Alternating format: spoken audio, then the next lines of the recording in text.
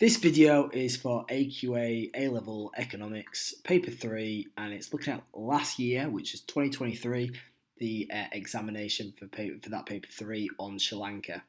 So I've already done a video on the 10 marker, and this is going to look at the 15 marker. Now, it's worth remembering that you have done 15 markers before. You've done it in Paper 1 and you've done it in Paper 2.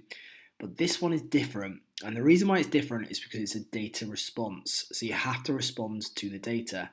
Now, it's the exact same structure, and I always recommend 3 issues. Now, the reason why I recommend 3 issues, whether that's a paper 1, 2, or 3, I always feel like if you do 3 issues, it helps in terms of reduced risk.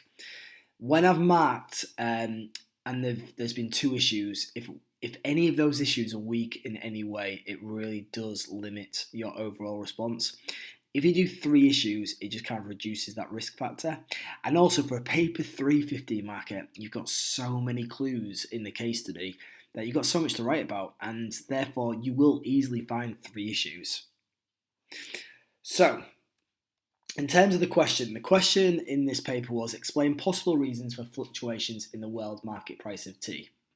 Now, this, at first glance, actually looks like a very nice question. It looks pretty easy, but the issue with that is quick. It's easy also to become complacent. And you have to remember you are an A-level economist. There is no such thing as an easy question.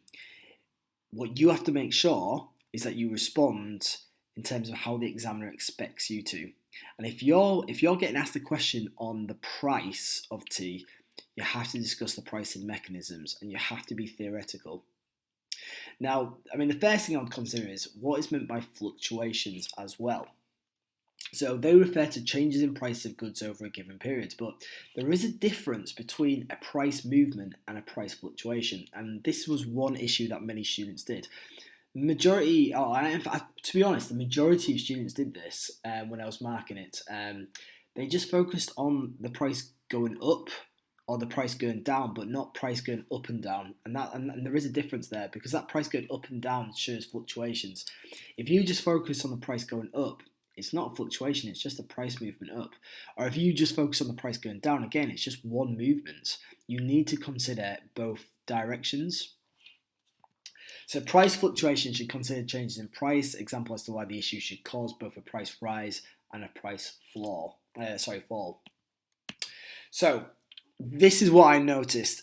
In this question, pricing mechanisms in terms of the functions, signal, incentive, and rationing functions were absolutely crucial. They were the fundamental aspects in terms of theory for this question. If you didn't do that, then you were going to limit yourself instantly. Also, there was some clues about the exchange rate, but you have to remember, if we look at the world market price of tea, then what is it being measured in? What currency? And this was in the currency of the US dollars, and there's too much focus on the Sri Lankan rupee, and that wasn't relevant in terms of the world market price, so it caused inaccuracies. So just watch out for that and be careful of that. Also, some students, and I suppose this is the challenges of the synoptic paper 3, but some students became confused and started drawing macro diagrams. But this is a micro focus because it's the market price of tea. So it's looking at one individual market. You can't be drawing short-run aggregate supply or aggregate demand diagrams for this, because that's the macro environment and this isn't the macro environment. And also, there was information in the case study about the price elasticity of demand and supply. And it is relevant and it is on the mark scheme, but it's only relevant if you use it in the correct way. And you have to remember the formula for price elasticity of demand and supply is looking at the percentage change in that quantity demanded or supply over a change in price. And it's looking at the responsiveness of producers and consumers to that change in price. But what has actually changed the price? And that's what a lot of students who use PED and PES failed to do. They didn't actually acknowledge what caused the change in price, and therefore they didn't actually answer the question. And often when students use the PED and PES figures and the PED and PES in terms of an argument, they didn't do it in a relevant way, and they weren't really answering the question. So what did students do well? Well, I did see students using the clues from the extracts to guide their arguments, and that is absolutely crucial. The case study gives you the information which should drive your points and evidence your points. So remember, data response, respond to the data. So what we've got here is the slow growth in the consumption of tea, especially in more developed economies.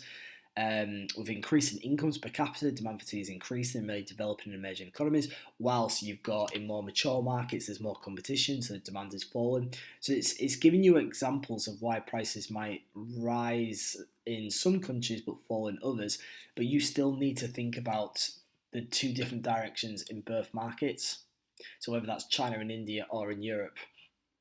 Then you've got a tea plant, it's highly sensitive to changes in growing conditions.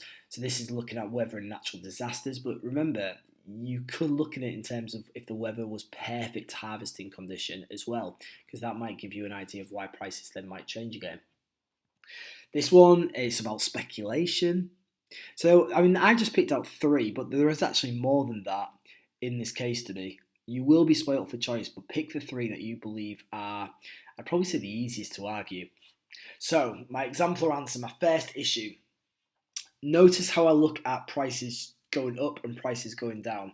So one reason for fluctuation in prices is the weather conditions, which can impact the supply of tea. So the tea plant is highly sensitive to changes in growing conditions, which is from the case study, and it's driving my argument.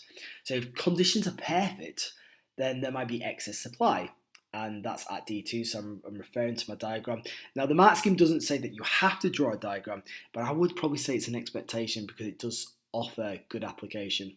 So this would signal to suppliers to lower their prices and incentivize customers into the market. Due to the positive relationship between the price and the quantity supplied and the profit incentive, tea suppliers would ration new supply, leading to a new market equilibrium at Q2P2. So we can see that here. So in terms of that D2, that's the disequilibrium of excess supply, and then because of the pricing mechanism, we go down to the equilibrium 2, which is Q2P2. But I also want to look at why prices might actually go up. So in this case, the weather conditions are less than ideal. So, for example, excessive rainfall. Then tea yields could be damaged, meaning excess demand at D3 and supply shortages. So, consequently, this will result in a signal to suppliers to increase prices as they capitalise on the scarcity of the tea. As a result, customers may ration their demand due to such higher prices of P3, leading to a contraction of Q3. So there we've got it there. Okay. So then what we do, the pricing mechanisms come into play and we get Q3P3, and that shows you how prices fluctuate from P1 to P2 or P1 to P3.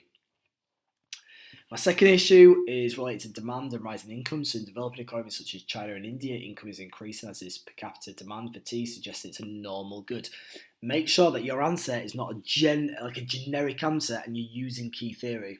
So if there is such highly populated countries demanding more tea at disequilibrium 2, it will signal to suppliers to raise their prices, acting as an incentive for more producers to enter the market, but also act to ration consumption and create a new market equilibrium at P2Q2. So we can, again, this time I'm looking at demand factors, and we can see it in terms of disequilibrium 2.